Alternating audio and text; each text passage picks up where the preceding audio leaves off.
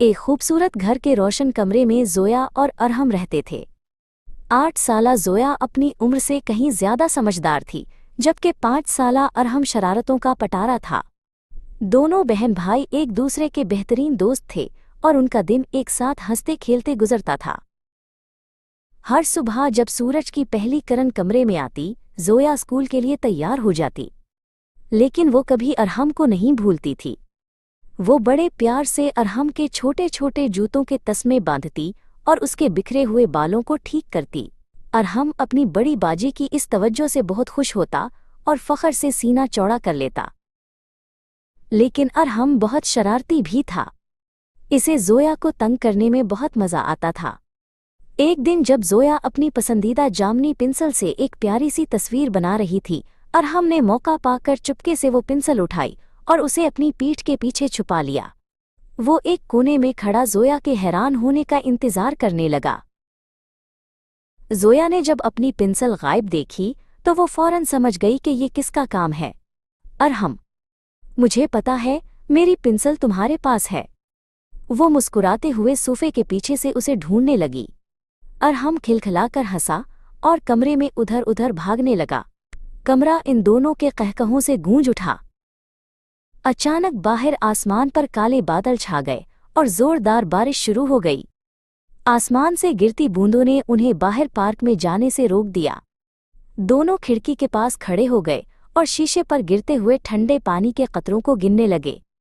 अरहम थोड़ा उदास हुआ, लेकिन जोया ने उसका हाथ थाम लिया। जोया के पास उदासी दूर करने का एक जबरदस्त आइडिया था। उन्होंने घर की कुर्सियों और बहुत से नरम कंबलों की मदद से कमरे के बीचों बीच एक बड़ा किला बनाया। ये उनका अपना एक जादुई घर था, जहां वो सिपाही और शहजादे बनकर एक नई मुहिम पर रवाना होने वाले थे। किले के अंदर खेलते हुए अरहम बहुत पुरजोश हो गया। अचानक उसका पांव एक खिलौने पर पड़ा और वो फिसल कर गिर पड़ा। इसके घुटने पर थोड़ी सी चोट आई और दर्द की वजह से इसकी आंखों में मोटे मोटे आंसू आ गए। अरहम जोर जोर से रोने लगा। वो वाकई डर गया था। जोया ने जैसे ही अरहम के रोने की आवाज़ सुनी, वो फौरन भाग कर आई और उसे अपने गले से लगा लिया।